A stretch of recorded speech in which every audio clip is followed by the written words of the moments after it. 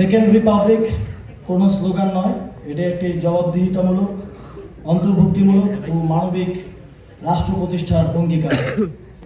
জুলাই গণঅভ্যুত্থানের পর বাংলাদেশে দীর্ঘদিন যে গণতন্ত্র এবং ভোটাধিকার থেকে বাংলাদেশের জনগণ বঞ্চিত হয়ে আসছিল, সেই ভোটাধিকার ফেরত পাওয়ার গণতান্ত্রিক রূপান্তরের একটা নতুন সুযোগ তৈরি হয়েছে। তার একটি মাহেন্দ্রক্ষণে আমরা দাঁড়িয়ে আছি। আগামী 2 সপ্তাহের মধ্যেই জাতীয় সংসদ নির্বাচন অনুষ্ঠিত হতে যাচ্ছে।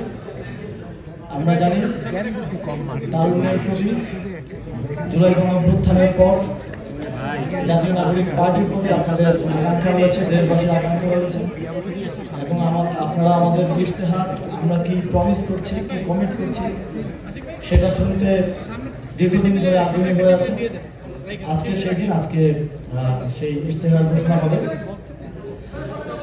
বাংলাদেশের রাষ্ট্র গঠনের ইতিহাস এদেশের মানুষের এবং আত্মত্যাগের ইতিহাস, কিন্তু বাস্তবতা হচ্ছে স্বাধীনতার 55 বছর পরও আমরা গণতন্ত্র, সাম্য এবং মানবিক মর্যাদা এবং জনকল্যাণমুখী একটি রাষ্ট্র প্রতিষ্ঠা করতে ব্যর্থ হয়েছি।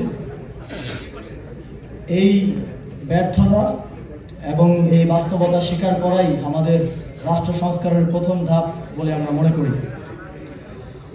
দীর্ঘদিনের দলীয়করণ, ক্ষমতার কেন্দ্রীকরণ এবং বিচারহীনতা রাষ্ট্রীয় প্রতিষ্ঠানকে দুর্বল করেছে। এর ফলে নাগরিক অধিকার সংকুচিত হয়েছে এবং শাসন ব্যবস্থায় জবাবদিহিতা ভেঙে পড়েছে, যার পরিণতি ছিল একটি ফ্যাসিবাদী কাঠামোর উত্থান। প্রিয় উপস্থিতি, জুলাই গণঅভ্যুত্থানের পর গণতান্ত্রিক রূপান্তরের ম্যান্ডেট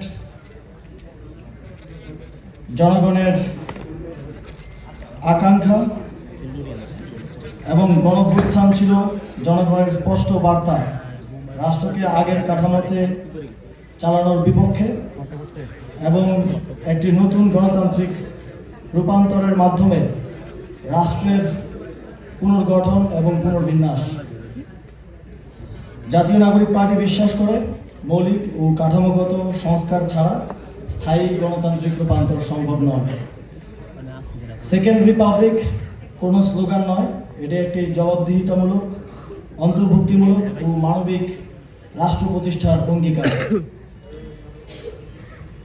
সংগ্রামী উপস্থিতি, আমরা বাংলাদেশের রাজনীতির ইতিহাসে বাংলাদেশের নির্বাচনের ইতিহাসে অনেক ইতিহাস দেখে থাকি।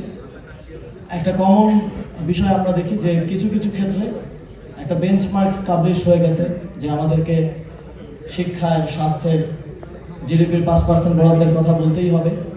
সেটা যতটুকু বাস্তব হোক কিংবা না হোক, আমরা সেটা ভেঙে বেরিয়ে আসতে চেয়েছি। আমরা বাস্তবতার নিরিখে এই ইশতেহারের মধ্য দিয়ে আগামী 5 বছরে বাস্তবতার ভিত্তিতে যতটুকু বাস্তবায়ন সম্ভব এবং যতটুকু আমরা বাস্তবায়ন করতে পারবো বলে আমরা বিশ্বাস করি, ততটুকুই বাংলাদেশের মানুষকে প্রমিস করতে চাই।